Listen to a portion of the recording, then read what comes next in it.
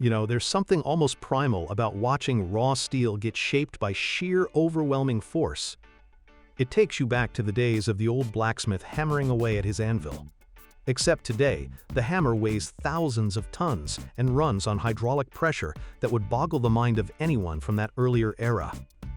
What you're watching right now is open die forging, one of the oldest metalworking processes on the planet, but scaled up to a level that the craftsmen of the past could barely have imagined. These hydraulic forging presses are absolute giants of engineering. We're talking about machines capable of applying anywhere from 4,000 to over 15,000 tons of compressive force. Some of the largest in the world can even reach 50,000 tons. Companies like Schuler Group in Germany, China's China National Airjong Group, and SMS Group operate some of the most powerful presses on Earth, and the steel billets they produce form the backbone of industries from aerospace to power generation. So how does it work? The process starts with a massive ingot of steel. These can weigh anywhere from a few tons to over 300 tons. The ingot is first heated in a soaking furnace to temperatures between 202, 400 degrees Fahrenheit. At that temperature, steel behaves more like stiff dough than hard metal. You can literally reshape it. The heated ingot is then placed on the press bed, a massive, reinforced steel platform, and positioned using heavy-duty cranes and manipulators. These manipulators are robotic arms, essentially, that grip and rotate the workpiece during forging so the press can work every angle of the billet evenly. Now here comes the satisfying part. The upper die comes down with controlled, steady force, not a quick slam, but a deliberate, measured press. What open die forging does that other methods can't is refine the internal grain structure of the steel. Every time that press comes down, it closes up internal voids, eliminates porosity, and aligns the crystalline grain flow along the shape of the part. The result is steel with dramatically improved mechanical properties, tougher, more fatigue-resistant, and stronger than steel that was simply cast in a mold. The billet is repeatedly rotated and repositioned between press strokes, being worked from all sides. Operators monitor temperature closely. If the steel cools below the forging range, it goes right back into the reheat furnace. This cycle can repeat multiple times before the billet reaches its final shape. What comes out at the end is a rough-shaped billet that will go on to be machined into turbine shafts, ship propeller hubs, pressure vessel components, or nuclear reactor parts. These are components where failure is simply not an option, and that's exactly why forging, even today, remains the gold standard for critical structural applications. Welcome to the Borodai pipe plant in the Almaty region of Kazakhstan, folks. This facility represents the kind of industrial might that built modern infrastructure, and today we're watching them transform massive steel coils into precision square tubing, the backbone of construction projects worldwide. The process starts with steel coils that can weigh up to 25 tons each. These giants are loaded onto uncoiling stations, essentially massive motorized spindles that carefully feed the steel strip into the production line. The precision here is critical. Any irregularity gets magnified down the line. As the steel unwinds, it passes through a series of forming rolls. We're talking about 12 to 16 individual roll stands arranged in sequence. Here's where it gets fascinating. Each roll stand gradually bends the flat strip, bit by bit, shaping it into a circular tube first. This isn't rushed. It's a methodical progression that prevents stress fractures and maintains the steel's structural integrity. The engineers who designed these roll configurations understood metallurgy the way master craftsmen understood their tools generations ago. Now comes the ERW process, electric resistance welding. High-frequency electrical current is applied right at the point where the steel edges meet, heating them to precisely 500 degrees Fahrenheit. At this temperature, the edges become plastic, not melted, but malleable enough that when pressed together by the squeeze rolls, they forge into a seamless bond. No filler material needed, it's the steel welding to itself. This technique revolutionized pipe manufacturing back in the 1950s, and it's still the gold standard today. But we're not done. We've got a round tube, and we need square. The tube now enters the sizing and shaping mill, where specially configured roller dies gradually reshape that circle into a perfect square. This requires immense pressure and precise calibration. Too much force and you'll crack the weld seam. Too little and you won't achieve proper corners. The straightening section uses a multi-roller system to eliminate any bow or twist. These tubes need to be dead straight for construction applications. Finally, flying cut-off saws slice the continuous tube into standard lengths, typically 20 or 40 feet, all while the line keeps moving.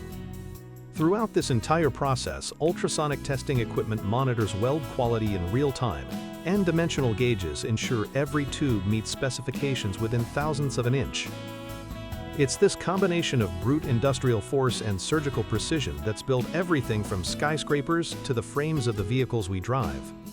The Boral die plant processes over 200,000 tons annually. That's the kind of scale that keeps the world building.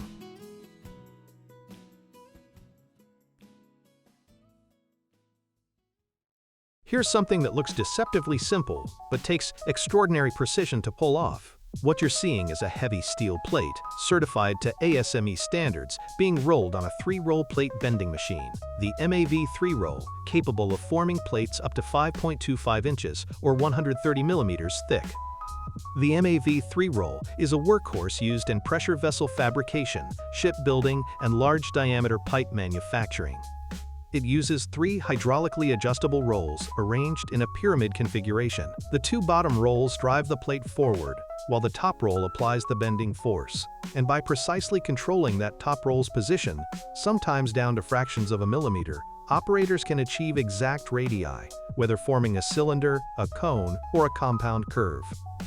For a plate this thick, the machine may need multiple passes, gradually increasing roll pressure each time until the target curvature is reached. The plate might weigh dozens of tons, and every inch of it has to bend consistently. Watching steel this thick yield and curve is a reminder of just how impressive modern heavy fabrication truly is.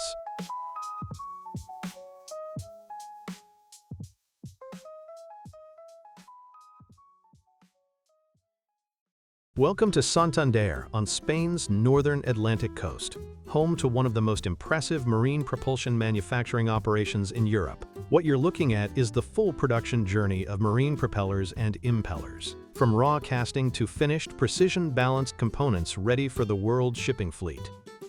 The story begins in the foundry. Marine propellers are typically cast from special alloys, most commonly nickel-aluminum bronze, or sometimes stainless steel for applications requiring extra corrosion resistance. These materials are melted at temperatures around 900 to 100 degrees Fahrenheit and poured into sand molds shaped to the propeller's design. The casting process alone can take many hours for a large propeller, and the cooling process must be carefully controlled to prevent cracking or unwanted residual stresses. Once the raw casting is cooled and removed from its mold, it looks rough and unfinished, nothing like the mirror-polished propeller it will become. First comes grinding and rough machining to remove the gate material and surface irregularities. Then the propeller moves to large CNC milling centers, where the blade surfaces are precision machined to exact geometry, pitch angle, camber, chord length, all calculated to meet hydrodynamic performance specifications. Balance is everything in propeller manufacturing. Even a tiny imbalance in a propeller spinning at hundreds of RPM will create destructive vibrations in a ship's hull. So after machining, every propeller goes through dynamic balancing. Material is carefully removed from heavier spots until the entire assembly spins without a hint of wobble. The finished propellers are then inspected ultrasonically, measured by laser scanning, and surface polished to reduce drag. What leaves the Santander facility is a masterpiece of applied hydrodynamics, ready to push ships across the world's oceans.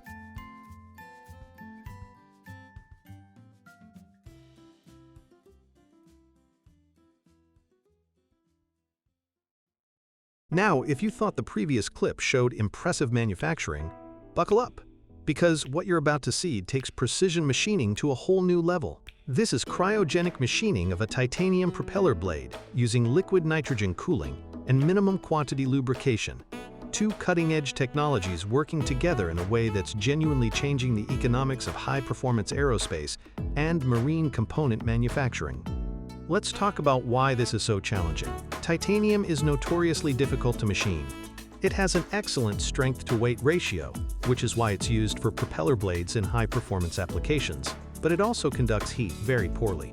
During conventional machining, heat concentrates right at the cutting edge of the tool.